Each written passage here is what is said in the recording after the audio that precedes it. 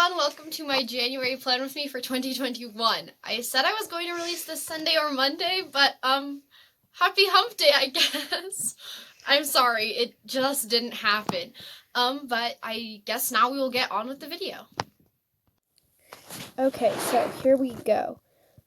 Obviously I flipped through some of my yearly stuff to get to this page, but here we are. So for January 2021, which is next month, that's so insane to me. I chose a blue and a snow/snowflake theme. You'll kind of see that in a minute that I was going to outline it in silver gel pen, but it didn't look how I wanted it to, so I decided against it. You can see right now I'm getting out literally all of my blue pens and markers, which is quite a few. And I'm just drawing some little snowflake-like designs around the big January in the center.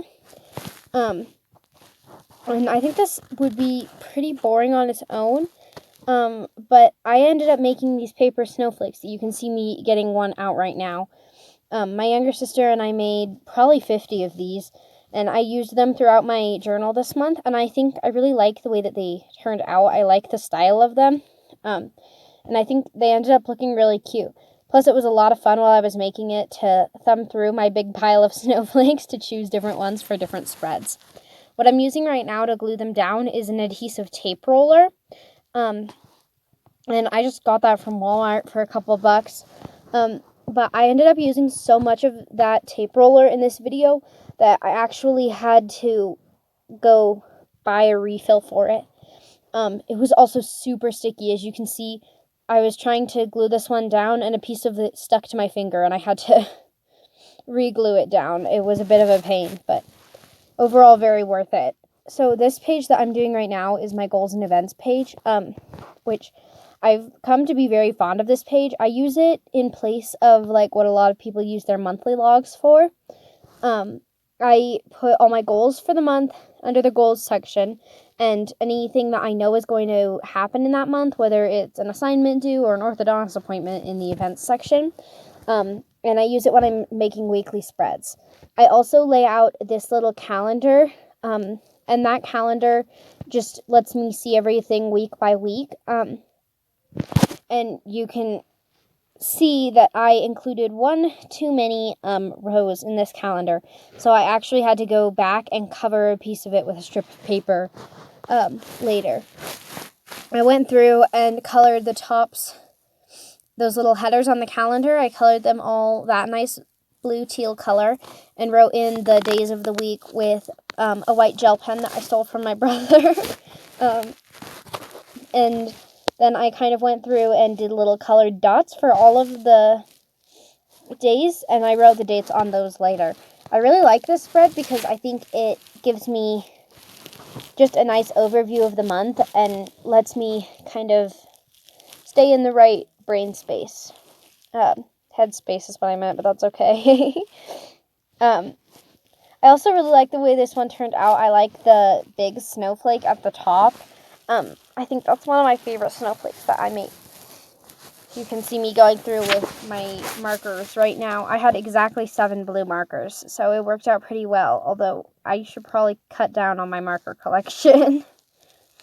And yeah, so then I just labeled those all 1 through 31 because there are 31 days in January.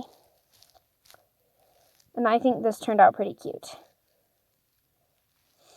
Okay, so these next ones that I'm doing are my trackers. A lot of people do habit trackers and mood trackers, and I'm really, really bad at keeping up with habit trackers. Like, I set this up this month, but I'm kind of nervous about keeping up with it.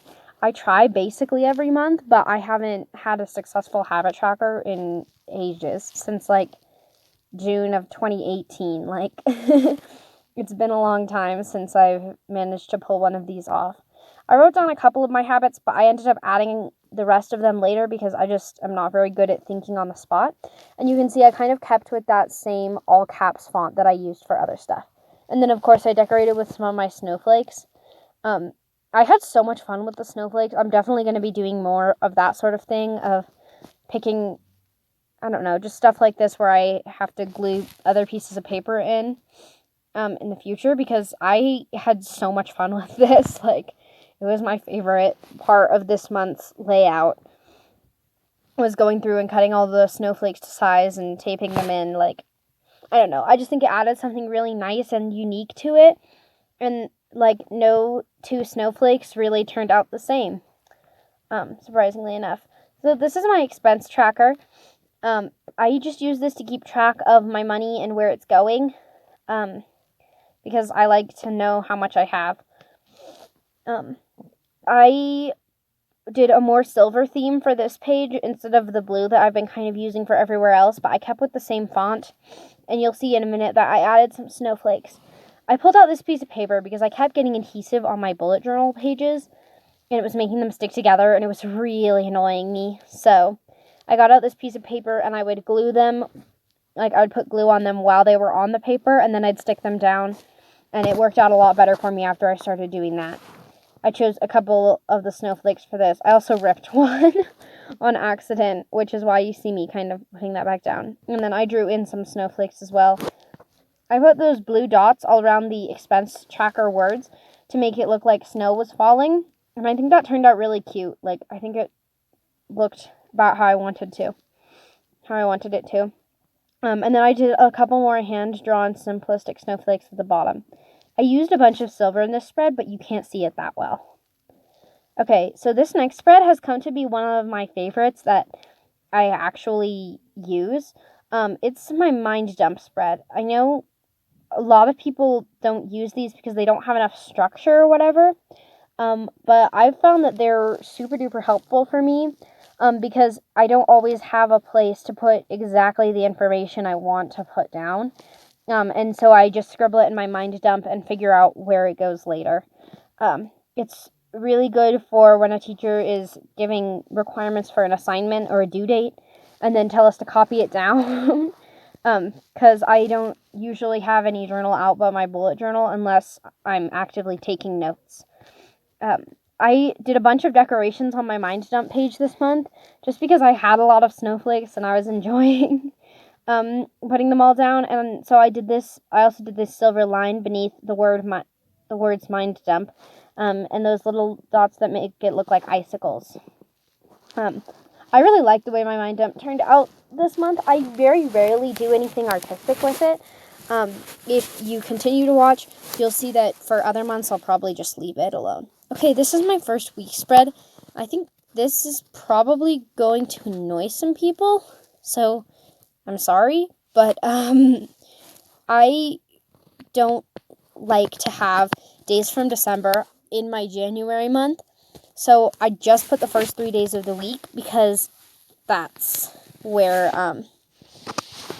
those are the 3 days that are actually going to be in January. So this one is just Friday, Saturday, and Sunday, which, yeah, it's probably going to annoy a lot of people, but I was going to annoy me if I put all of the days of the week in here, even though only 3 of them were from January. The marker I'm using is an acrylograph marker, and I absolutely love it. It's like one of my favorite markers that I've ever owned. They're a type of paint marker sold by Archer and Olive, and they work really, really well for me. You can see I kind of tried to keep it consistent with that same uppercase font. And then in this bottom corner, I wrote next week, which is basically how I lay out all of my weekly spreads. Okay, so on the page right beside it, this page is going to become a quotes page. I'm really happy about the way the quotes page turned out. So since I only had 3 days in the first week of this month, I put in on this, I just decided to make a quotes page right here that I think turned out super cute. I chose a quote from Wicked, which is one of my favorite musicals, that says, "I have been changed for the better." I think it's kind of a good reminder for me that not all change is bad, because I am definitely not someone who likes things to change. And I just put at the bottom that this was out of Wicked. Okay, enjoy my flip through.